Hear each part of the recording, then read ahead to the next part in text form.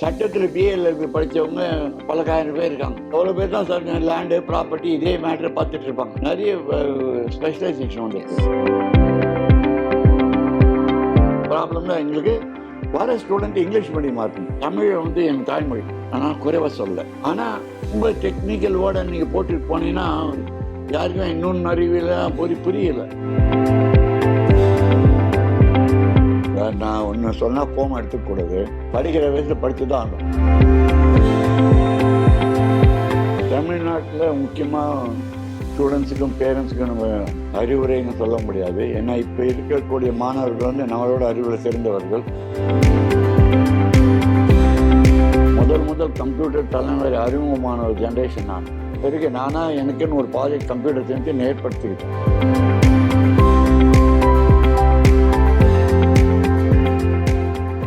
Brigadan viewers ku vanakkam, it's me Madhavan KS. Today I am with founder and chancellor of Sai University, Mr. KV Ramani sir தான். வணக்கம் sir. வணக்கம் sir. Sir உங்களோட introduction வந்து நான் founder and chancellor of Sai யூனிவர்சிட்டின்னு கொடுத்தேன். But அதை தாண்டி கோ ஃபவுண்டர் ஆஃப் நாஸ்காம்.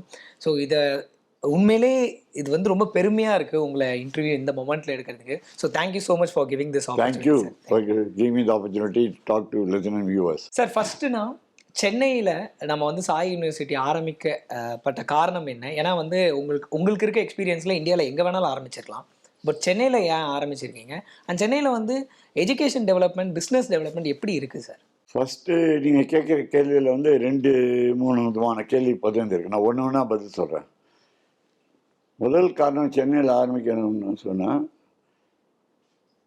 சென்னையில் ப்ரைவேட் யூனிவர்சிட்டி மிக குறைவு.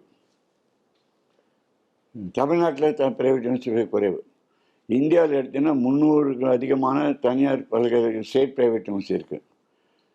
நாங்கள் வரும்போது சென்னையில் ஒரு ப்ரைவேட் யூனிவர்சிட்டி கூட கிடையாது. ஏன்னா ஒரு ப்ரைவேட் யூனிவர்சிட்டிக்கு தமிழ்நாடு அரசாங்கம் சட்டம் போடணும். அது அப்போ தான் அந்த சட்டப்படி தான் தமிழ்நாடு அரசாங்கம் வந்து யூனிவர்சிட்டியை ஆரம்பிக்கிறதுக்கு நடத்துறதுக்கு பவர் கொடுக்குறாங்க. அது பவர் இல்லாமல் நம்ம நடத்த முடியாது. டீம்டு யூனிவர்சிட்டி பண்ணலாம், காலேஜ் பண்ணலாம். Private university, state private university பண்ண முடியாது. இப்போ மற்ற ஸ்டேட்லாம் எடுத்துகிட்டோன்னா ஒரு ஸ்டேட்டில் 25 private university, 30 private university, 50 private university கூட இருக்குது. தமிழ்நாட்டில் இல்லை. நாங்கள் அப்ளை பண்ணுற பிறகு தமிழ்நாட்டில் நாங்கள் ப்ரைவேட் யூனிவர்சிட்டி ஆக்ட் சட்டம் போட்டு 2018 எங்களுக்கு சட்டம் போட்டு கொடுத்தாங்க. தமிழ்நாட்டில் ப்ரைவேட் யூனிவர்சிட்டி இல்லைங்கிறதுனால தமிழ்நாட்டில் முதல் தரமாக முதல் கல்வி கொடுக்கறதுக்கு ப்ரைவேட் யூனிவர்சிட்டி கொண்டு வரணும் முதல் காரணம். ரெண்டாவது காரணம் சென்னை, எங்கள் ஊர். நான் பிறந்து வளர்ந்ததெல்லாம் சென்னை. இந்தியா பூரா வந்து இவ்வளோ காலேஜ் இருக்குது, இவ்வளோ யூனிவர்சிட்டி இருக்குது, இவ்வளோ எல்லாம் மாறுதல் செய்கிறாங்க. தமிழ்நாட்டில் முக்கியமாக சென்னையில் ஒரு உயர்தரமான கல்வி நிறுவனம் ஆரம்பித்து தமிழ்நாட்டு மக்களுக்கு, சென்னை மக்களுக்கு ஒரு நல்ல வாய்ப்பு கொடுக்கணும்னு சொல்லிட்டு சென்னையில் ஆரம்பிச்சு. இந்த கேள்வி நிச்சயமாக கேட்கணும். நீங்கள் வந்து டெக்கில் இருந்தாலும் லாவில் ரொம்ப ஃபோக்கஸ் பண்ணுற மாதிரி தெரியுது. பிகாஸ் இப்போ அதர் காலேஜஸை பார்த்தா பிஏ எல்எல்பின்னு இருக்கும், பிகாம் எல்எல்பின்னு இருக்கும். பட் சாய் யூனிவர்சிட்டியில் LLM regulation and governance and MA in policy making, அப்புறம் வந்து லாலே வந்து பிஹெச்டி அப்படின்ற மாதிரி அதில் நீங்கள் எம்பசைஸ் பண்ணுற மாதிரி இருக்குது சார். அதுக்கான காரணம் என்ன? 2 காரணம் சொல்லணும். முக்கியமாக வந்து ஒரு தகவல் சொல்லணும். இங்கேயும் பிஏஎல்எல்பி இருக்குது. ஓகே, பிஏஎல்எல்பி 5 வருஷ பாடம் இருக்குது. பிஏஎல்எல்பி 5 வருஷத்தில் வந்து பிஏ ப்ளஸ் லா கோர்ஸ், எல்எல்பி கோர்ஸ் சேர்ந்து பிஎல்எல்பி 5 வருஷம் டிகிரி கொடுக்குறோம். அது பிசிஏ பார் கவுன்சில் அப்ரூவ்டு. இந்த university is also UGC approved, Tamil Nadu state government approved. இதில் மேலே வந்து மேல் படிக்கணும். லாவில் பிஏஎல்எல்பி மட்டும் படித்தவங்க பல ஆயிரக்கணக்கான பேர் இருக்காங்க. அதுக்கு மேலே எப்படி அவங்கள டெவலப் பண்ணுறது? அப்போ பண்ணும்போது மேல் படிப்பு, சட்டத்தில் மேல் படிப்பு படிக்கணும்னா எல்எல்எம் படிக்கணும். எல்எல்எம் வந்து 2 விதமான எல்எல்எம் இருக்குது. ஒன்று வந்து எல்எல்எம் படித்துட்டு டீச்சிங் ப்ரொஃபஷன் யூனிவர்சிட்டியில் ப்ரொஃபஸராக வர்றதுக்கு வாய்ப்பு இருக்குது. ரெண்டாவது எல்எல்எம் படிச்சுட்டு ப்ரொஃபஷனில் ஸ்பெஷலைஸ் பண்ணுறதுக்கு வாய்ப்பு இருக்குது.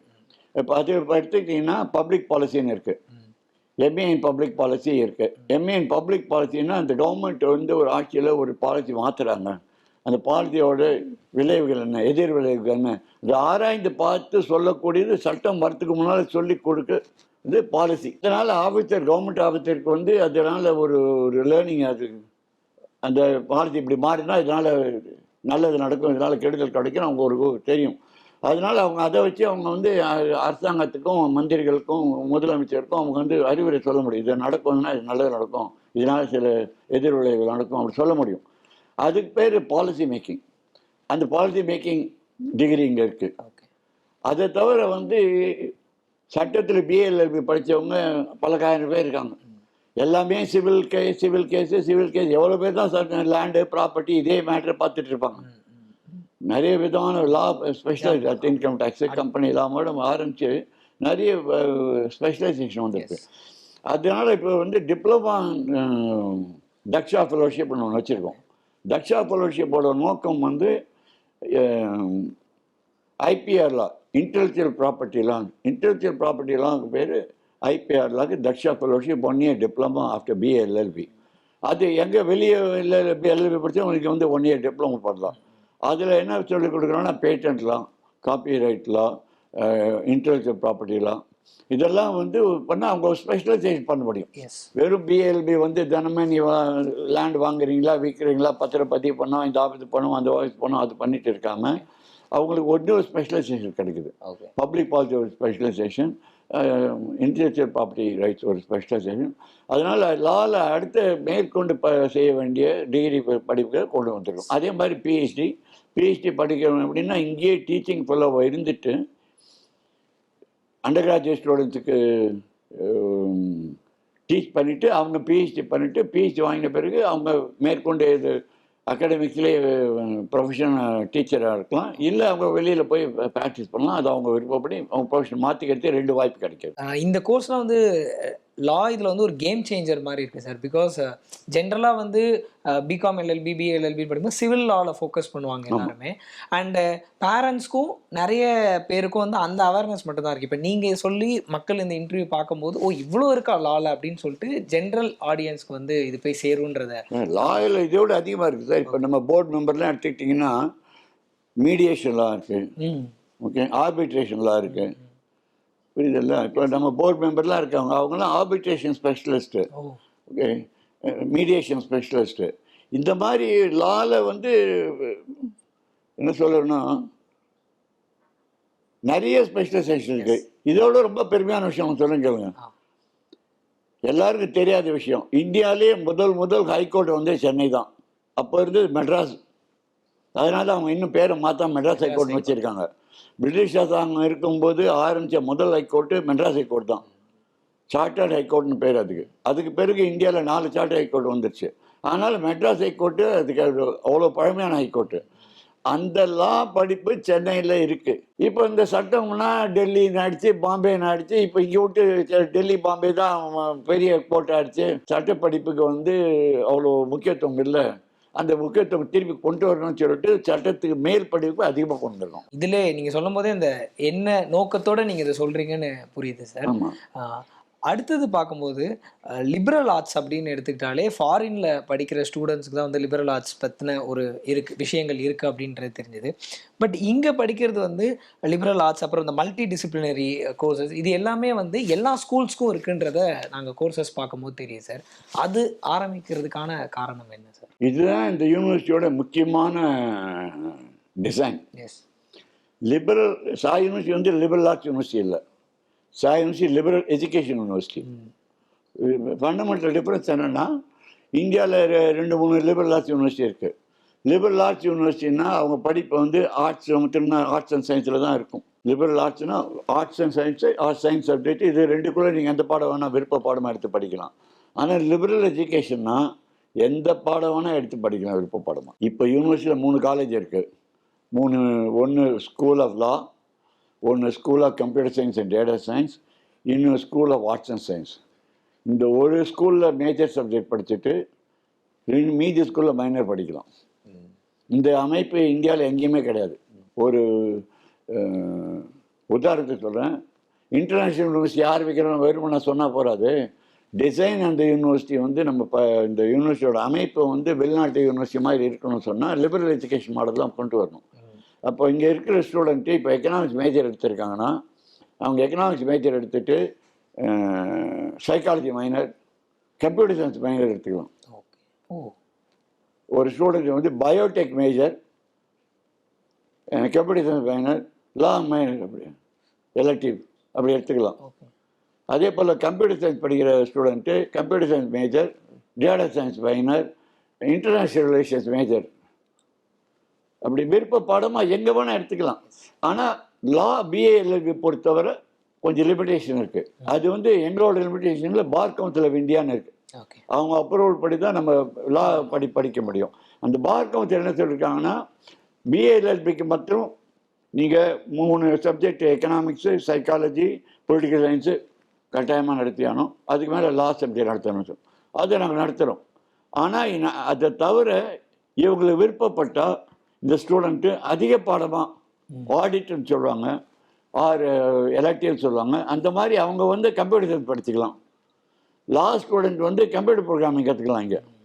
ஆர் அவங்களுக்கு இன்டர்நேஷ்னல் ரிலேஷன் படிக்கலாம், அது படிக்கலாம். ஆர் இது என்ன சொல்கிறது, சைக்காலஜி படிக்கணும்னா படிக்கலாம். எக்ஸ்ட்ரா ஃபீஸ்லாம் கிடையாது, ஒரே ஃபீஸ் தான். கோர்சஸோட ஒரே போத்து எந்த ஸ்கூலில் வேணால் எந்த பாடம் வேணால் படிக்கலாம். அந்த ஒன்லி பிசிஏ லிமிடேஷன் மட்டும்தான் இருக்குது. இதுதான் வந்து லிபரல் எஜுகேஷன் மாடல். இதுதான் ஃபாரின் யூனிவர்சிட்டி மாடல். ஸ்டூடெண்ட் வந்து சேர்ந்தாங்கன்னா மாறுதல் சொல்லலாம். அதில் இன்னும் முக்கியமான ஒரு சொல்கிறேன், சேரும்போது ஆர்ட்ஸ் அண்ட் சயின்ஸ் ஸ்கூலில் சேரலாம், கம்ப்யூட்டர் டேட்டா சயின்ஸ் ஸ்கூலில் சேரலாம். இந்த 2 ஸ்கூலில் இருக்க ஸ்டூடெண்ட்ஸு அண்ட் லா ஸ்டூடெண்ட்ஸ் இருக்கு. ஃபஸ்ட்டு செமிஸ்டருக்கு ஃபவுண்டேஷன் கோர்ஸ்னு பேர். ஃபவுண்டேஷன் கோர்ஸில் இது கொஞ்சம் நான் இங்கிலீஷில் சொல்லலாம், அவ்வளோ எனக்கு தமிழில் வரல. Critical thinking, logical thinking, analytical thinking and communication skills, written verbal communication skills, presentation skills, group discussion skills, இது எல்லாமே ஃபஸ்ட் செமிஸ்டருக்குள்ளே கொடுத்துரும். ஸோ இங்கேருந்து வெளியே வர பசங்க ஒரு ஃபஸ்ட் செமிஸ்டருக்கு அப்புறம் நீங்கள் 6 மாதம் கழிச்சு பார்த்தீங்கன்னா, உங்களோட சன்னா டாக்டர் அப்படி பேசுகிறான்னு உங்களுக்கே ஆச்சரியமாக இருக்கும்.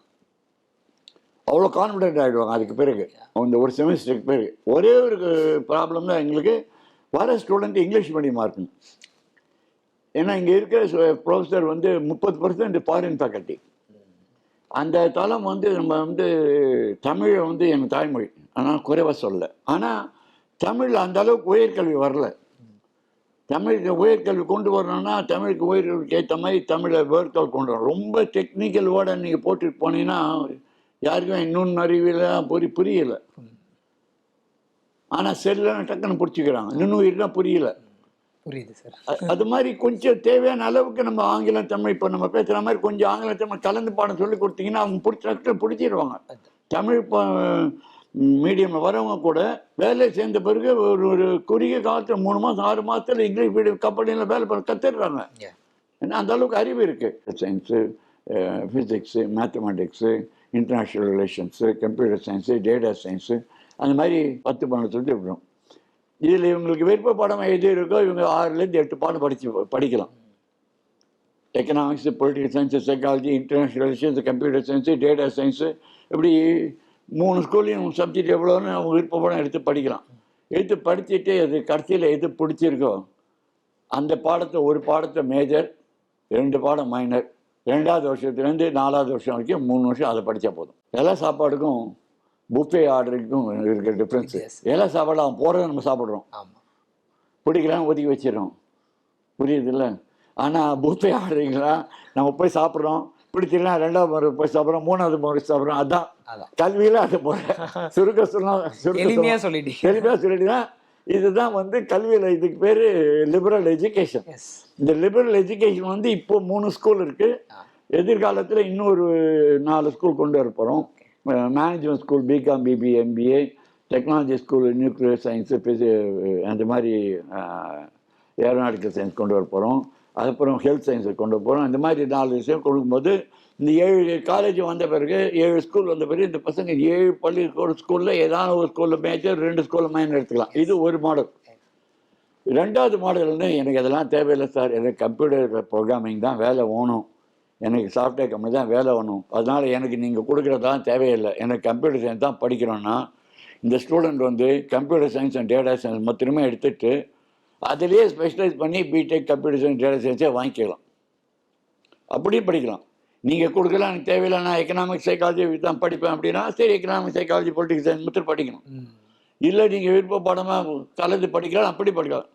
அது வந்து எப்படி சொல்லணும், ஹரிசான்டல் இன்டெகிரேஷனும் இருக்குது, வெர்டிகல் இன்டெகிரேஷனும் இருக்குது. 2 இருக்கும்போது இவங்களுக்கு தேவையான பாடம் படிக்கும்போது 2 கலந்து வரும்போது இப்படி வரும், அவங்க விருப்பம் வந்துடும்.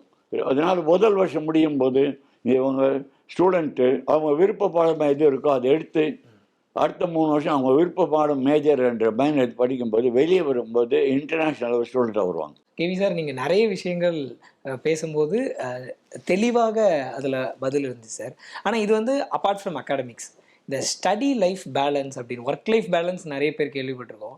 பட் ஸ்டடி லைஃப் பேலன்ஸ் எவ்வளோ இம்பார்ட்டன்ட், ஒரு ஸ்டூடெண்ட்க்கு அந்த பேலன்ஸ் எவ்வளோ இம்பார்ட்டன்ட் சார்? சார் நான் ஒன்று சொன்னால் கோவம் எடுத்துக்கூடாது. ஸ்டடி லைஃப் பேலன்ஸே கிடையாது. படிக்கிற வயசில் படித்து தான் ஆகணும். நீங்கள் ஒரு நாளைக்கு இன்றைக்கி 6 மணி நேரம் படிக்கலாம், ஒரு நாளைக்கு 8 மணி நேரம் படிக்கலாம், ஒரு நாளைக்கு 12 மணி நேரம் படிக்கலாம், படித்து தான் ஆகணும். இப்போ நீங்கள் இருக்கிற ஸ்டூடெண்ட்டே எடுத்து பாருங்கள். இப்போ போர்டு எக்ஸாம் வரத்துக்கு முன்னால் 1 மாதமோ 2 மாதமோ நீங்கள் பார்த்தீங்கன்னா ராப்பகலாக படிப்பாங்க. ஒரு நாளைக்கு 4 மணி நேரம் கூட தூக்க மாட்டாங்க. இதே நீங்கள் ஒரு நாளைக்கு கூட 2 மணி நேரம் படிச்சுட்டு வந்துட்டு இருந்தீங்கன்னா கடைசி நேரத்தில் முட்டி மோத வேண்டிய அவசியமே இல்லை. ஸோ அந்த தெளிவு வந்து அவங்க ஸ்டூடெண்ட்டை பொறுத்தது, அவங்க ஃபேமிலி பொறுத்தது. சில ஸ்டூடெண்ட் எல்லா வசதியும் இருக்குது, உட்காந்து ஏர் கண்டிஷனர் உட்காந்து டிவி போட்டு கம்ப்யூட்டர் போட்டு ஸ்க்ரீனை போட்டு ஆன்லைன் எஜுகேஷன் படிச்சிடுவாங்க. அவங்களுக்கு நீங்கள் சொல்ல வேண்டிய வழிமுறை வேறு. சில ஸ்டூடெண்ட் நீங்கள் பேண்டமிக் போது கோவிட் போது பார்த்தீங்கன்னா அவங்க வீட்டில் கரண்ட்டு கிடையாது, டிவி கிடையாது, நீங்கள் அவங்கள ஆன்லைன் பாடம் எடுக்கிறீன்றீங்க, அவங்களுக்கு ஆன்லைன் இன்டர்நெட் கூட கிடையாது. அவங்கள என்ன பண்ணாங்க, மொபைல் ஃபோனை வச்சு பாடம் கற்றுக்கிட்டாங்க. ஒரு மொபைல் ஃபோனில் ஒரு டீச்சர்ஸோட பாடத்தை ஒரு ஸ்கூல் ஸ்டூடெண்ட்டு, ஒரு காலேஜ் ஸ்டூடெண்ட்டு எவ்வளோ ஃபாலோ பண்ண முடியும் சார்? அதுவும் சிக்னல் சரியாக வராது, பாதியில் கட் ஆகும், சிக்னல் வீக்காக இருக்கும், படம் தெரியாது. அவன் பாடம் காமிச்சாங்கன்னா சயின்ஸில் பாடம் காமிச்சாங்கன்னா ஸ்க்ரீனே தெரியாது. இவங்களை வந்து நீங்கள் வந்து work life balance, study life பேலன்ஸ்னு சொல்லி பிரயோஜனம் இல்லை.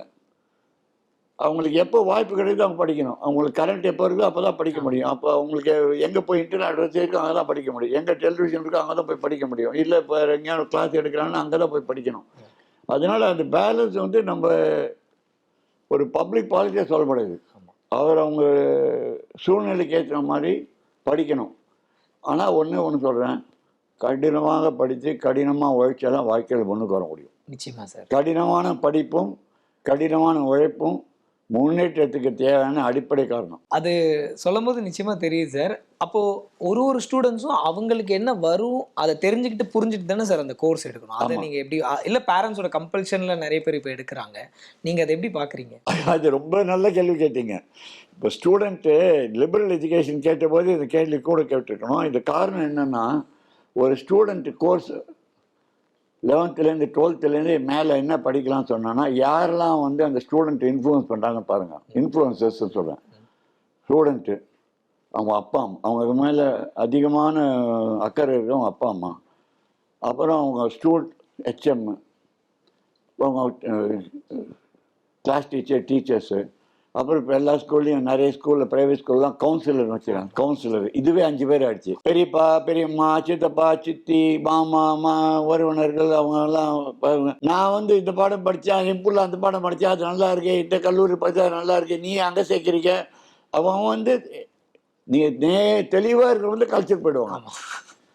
இதை தவிர நண்பர்கள், அதில் தமிழ்நாட்டிலேயே எனக்கு தெரியும், இந்தியா பொறுத்தே பெஸ்ட் ஃப்ரெண்ட் ஃபார் எவர்னு ஒரு கான்செப்ட் இருக்குது.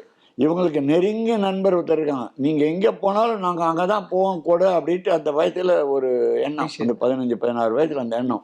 அதாவது நீங்கள் எங்கே படிக்கிற நான் அங்கே படிக்கிறேன், நீ எந்த ரூமில் இருக்கிற நம்ம 2 ரூம் ஒரே ரூமில் இருக்கோம், சேர்ந்து படிப்பாங்க. 2வது வருஷம் அந்த பாடம் பிடிக்காது, உங்களுக்கு விட்டுட்டும் வர முடியாது, படித்தே ஆகணும். அடுத்த 3 வருஷம் கட்டாயமாக படிப்பாங்க. ஆனால் அவங்க இந்த படிப்பில் அவங்க விருப்பமே இருக்காது. புரியுதல்ல நான் சொல்கிறது? இதுதான் இப்போ இருக்கிற எஜுகேஷனில் ஒரு ஸ்டூடெண்ட்டை ஒரு 9-10 பேர் இன்ஃப்ளூயன்ஸ் பண்ணுறாங்க. லிபரல் எஜுகேஷன் மாடல் எப்படின்னா, எந்த 9-10 பேர் இன்ஃப்ளூயன்ஸ் பண்ணாலும் சரி, சயின்ஸில் வந்து சேர்ந்துட்டிங்கன்னா அதுக்கு பிறகு முதல் வருஷம் பூரா முதல் செமஸ்டர்லேயும் 2வது செமஸ்டர்லேயும் உங்களுக்கு தேவையான பாடம், உங்களுக்கு விருப்பப்பட்ட பாடங்கள் நீ படித்து தெரிஞ்சுக்கிறீங்க. தெரிஞ்சுக்கிட்டு இப்போ நீங்கள் தெளிவாக நான் வந்து கம்ப்யூட்டர் மேஜர் எடுத்துக்கிறேன், அப்புறம் நான் வந்து என்ன சொல்கிறது, நான் இன்டர்நேஷ்னல் ரிலேஷன் பிடிச்சிருக்கேன், வெளிநாடு போகிறேன்னா அது நல்லா பிடிச்சிருக்கேன், எடுத்துக்கிறேன். சைக்காலஜி பிடிச்சிருக்கு, மனோநிலை மனத்தத்துவம் பிடிச்சிருக்கு, அது படிச்சுக்கிறேன்னா நீ எடுத்துட்டு இப்போ விருப்ப பாடமாக 3 பாடம் எடுத்துக்கிறீங்க. இப்போ ஒரே 2 பேர் தான் உங்களை கேள்வி கேட்க போகிறாங்க. நீங்களா போய் ப்ரொஃபஸர் கேட்டு நான் இந்த பாடம் எடுத்துக்கலான்னு இருக்கேன், உங்கள் என்ன சொல்கிறீங்க அப்படின்னு கேட்டால் அறிவுரை கொடுப்பாங்க. நீங்கள் எல்லாம் அவங்க சுமார் தருவாங்க, உங்களுக்கு தான் வந்து சொல்ல மாட்டாங்க. ஆனால் அப்பா அம்மாட்ட போய் கேட்கணும். அப்பா அம்மா தான் ஃபீஸ் கட்ட போகிறாங்க. அவங்கள்ட்ட போய் நான் தான் எடுத்துக்க போகிறேன், இதான் பிடிச்சிருக்குன்னா சரி படிப்பா நல்லா படி அப்படியே சொல்லி விட்டுட்டு போகிறாங்க. ஏன் படிக்கிறீங்க? சரி அப்படியா நல்லா படிக்கிறீங்களா, விருப்பம் படிக்கலாம் படிங்க, என்கரேஜ் பண்ணி அப்பா அம்மா விட்டுருவாங்க. அவங்க போகிற முடிச்சிருவாங்க. ஏன்னா இப்போ அவங்க அந்த பாடம் பற்றி விருப்பப்பட்டு அவங்களுக்கு தேவையானதை அறிந்து அதுக்கு மேலே வந்து இது படிச்சிருக்கேன், இதனால் எனக்கு இந்த சப்ஜெக்ட் பிடிச்சிருக்கு, பயோடெக் படிக்கிறேன், இந்த பயோடெக் படிச்சிருக்கேன், சாய் பயோடெக் லேப் இந்தியாவிலே பெஸ்ட் லேபாக இருக்குது, இங்கே வந்து பயோடெக் லேப் வந்து ஃபார்மா கம்பெனி ஆர்என்டியில் இருக்கிற மாதிரி அந்த அவ்வளோ அட்வான்ஸ் லேப் இருக்குது, இங்கே போய் எனக்கு பயோடெக் படித்தேன்னா பயோடெக்கில் வேலை கிடைக்கும், இல்லை கம்ப்யூட்டர் சயின்ஸ் டேட்டா சயின்ஸ் படித்தேன்னா வேலை கிடைக்கும், இல்லை எனக்கு எக்கனாமிக்ஸு சைக்காலஜி படித்தேன்னா அதில் வேலை கிடைக்கும் அப்படின்னு அவங்க தெளிவாக போகும்போது அப்பா அம்மா அப்படியாம்மா சரி அப்படியே உங்கள் போகணும்னு விட்டுடுவாங்க. இதுதான் லிபரல் எஜுகேஷனோட ஃபண்டமெண்டல். அதுலேயும் நீங்கள் தெரிஞ்சு முதல் வருடங்களில் முதல் செமஸ்டரில் 2வது செமஸ்டர் விருப்ப பாடமாக பிடிச்சி தேர்ந்தெடுத்து அப்புறம் நீங்கள் படிக்கும்போது அதுக்கு பிறகு உங்களுக்கு அந்த பாடத்தில் ரொம்ப என்ன சொல்கிறது ஈடுபாடு ரொம்ப அதிகமாக இருக்கும். சார் இப்போது இந்த இன்டர்வியூவில் வந்து நீங்கள் கேவி ரமணி சார் பேசினதில் நிதானம் பொறுமையை தாண்டி பார்த்துட்டு இருக்க மாணவர்கள் பெற்றோர்களுக்கு வந்து ஒரு தெளிவான பதில்கள் கிடைச்சது, அவங்களுக்கு ஒரு கிளாரிட்டி கிடைச்சிருக்கு சார். அதுக்கு விகடன் சார்பாக ஒரு பெரிய நன்றி சார் இந்த நேரத்தை கொடுத்ததுக்கு. அண்டு ரொம்ப நேரம் நம்மளோட நிகழ்ச்சியை பார்த்துட்டு இருக்க நேயர்களுக்கு வந்து ஒரு சில வார்த்தைகள் நீங்கள் அந்த கேமராவை பார்த்து பேசலாம். இந்த விகடன் யூடியூப் சேனல் வழியாக உங்கள் நேயர்களை அனைவரும் பேசுறதுக்கு வாய்ப்பு கொடுத்ததுக்கு எனக்கு நன்றி. சாய் யூனிவர்சிட்டி சார்பிலையும் என்னோட சார்பிலையும் இந்த நன்றி. தமிழ்நாட்டில் முக்கியமாக ஸ்டூடெண்ட்ஸுக்கும் பேரண்ட்ஸுக்கும் நம்ம அறிவுரைன்னு சொல்ல முடியாது. ஏன்னா இப்போ இருக்கக்கூடிய மாணவர்கள் வந்து நம்மளோட அறிவில் சிறந்தவர்கள், நம்மளோட அதிகமாக கஷ்டப்பட்டு உழைக்கிறாங்க படிப்பறதுக்கு.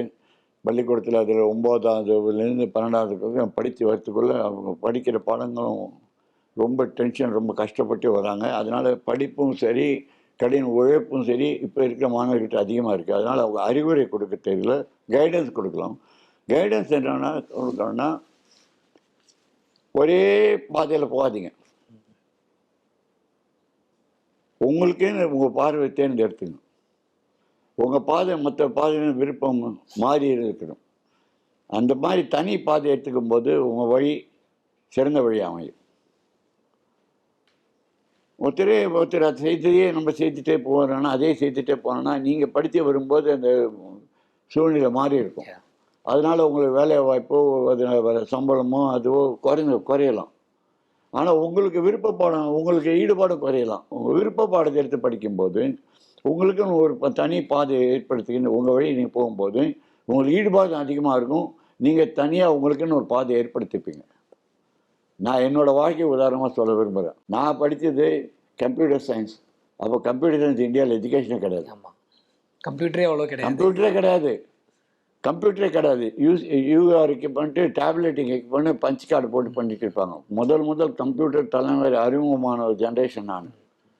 அப்போது ஐபிஎம்ல சேர்ந்து computer science programming USA library British council இப்படிலாம் சேர்ந்து கற்றுக்கிட்டு அந்த ஐபிஎம்மில் போய் நம்ம படித்து அதுக்கு பிறகு நானாக எனக்குன்னு ஒரு பாதை கம்ப்யூட்டர் சயின்ஸை ஏற்படுத்திக்கிட்டேன்.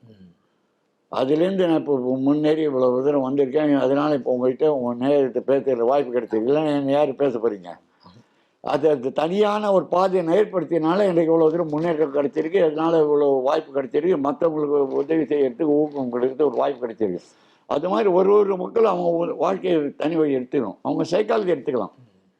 சைக்காலஜி எடுத்துகிட்டு பிஹெச்டி எடுத்துகிட்டு நான் கவுன்சிலராக போகிறேன் அப்படின்ட்டு அவங்களுக்கு ஒரு பாதை ஏற்படுத்திக்கலாம். கம்ப்யூட்டர் சயின்ஸ் படிச்சுட்டு நான் வந்து பண்ண போகிறேன், இன்டர்நேஷ்னல் யூஸ் பண்ண போகிறேன், அப்படியே ஒரு தனி பாதை ஏற்படுத்திக்கலாம். இல்லை நான் வந்து சாய் யூனிவர்சிட்டி முக்கியமான விஷயம் சொல்ல மறந்து போயிட்டேன். இங்கே 9 கிளப் இருக்குது, ஸ்டூடெண்ட் கவர்மெண்ட் இருக்குது. ஸ்டூடெண்ட் கவர்மெண்ட் வந்து ஸ்டூடெண்ட்ஸ் எல்லாம் சேர்ந்து ஓட்டு போட்டு அவங்களுக்குள்ள ஒரு ஸ்டூடெண்ட் கவர்மெண்ட் அமைப்பு ஏற்படுத்திக்கலாம். அதில் அவங்க வந்து 9 கிளப் வச்சுருக்காங்க. Drama club, music club, sports club, quiz club, அந்த மாதிரி 9 கிளப் இருக்குது. அதில் ஒரு கிளப்பு வந்து ஆண்டர்பிரினர் கிளப்பு. ஆண்டர்பிரினர்னால் முதல் தலைமுறையாக அவங்க வந்து ஒரு தொழில் முனைவோர். அந்த கிளப்புக்கு நானே மென்டராக இருக்கேன்.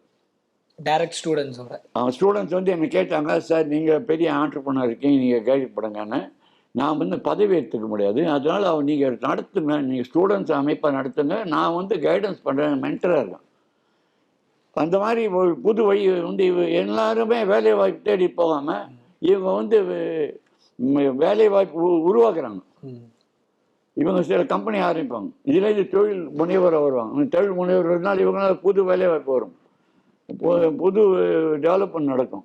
அது அவங்களுக்கும் நல்லது, அவங்க குடும்பத்துக்கு நல்லது, தமிழ்நாட்டுக்கு நல்லது, இந்தியா பூரா நல்லது. அதெல்லாம் தான் நான் ஒரு ஒரு மாணவர்களுக்கு ஊக்கமாக சொல்ல விரும்புகிறேன். நேரத்துக்கு நன்றி சார். நிறைய விஷயங்கள் பேசணும் நம்ம. நிறைய தெளிவான விஷயங்கள் அதில் பதிலாக வந்துச்சு. தேங்க்யூ ஸோ மச் ஃபார் நன்றி. உங்களுக்கும் உங்க கூட வந்த விகடன் குழு அனைவருக்கும் நன்றி. உங்கள் நேயர்களுக்கு அவங்க பார்க்கணும் எல்லாருக்கும் நன்றி.